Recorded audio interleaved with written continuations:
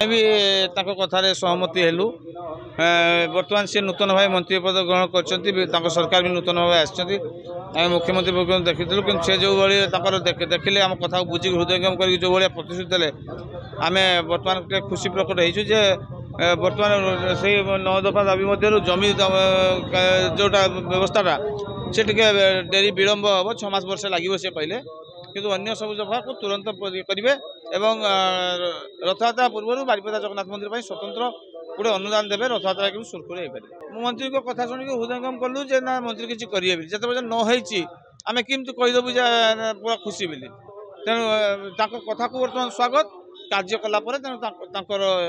जहाँ महाप्रभु आशीर्वाद सुनिश्चित पाइबे से रथपाई महाप्रभुंर रथपाई जहाँ सहायता दवा कथा से सहायता दृष्टि एवं मंदिरर विशेष करी सौंदर्यकरण दृष्टि जहाँ जहाँ आवश्यकता करवा ताकू निश्चित भाव में करने मुझे भी प्रतिश्रुति देती सेवायत मानकर किसी वेलफेयर एक्टिविटी अच्छी से बाबद भी चिंता करा तेणुक जो भाई भाव में महाप्रभुंर ये मंदिरर एक महात्म्य अच्छी ए मंदिरर से महात्म्य महाप्रभुंर महात्म्य जो भाई भाव में अच्छी से दृष्टिकोण सेवायत माने भी मन खुशी महाप्रभु सेवा पूजा करूँ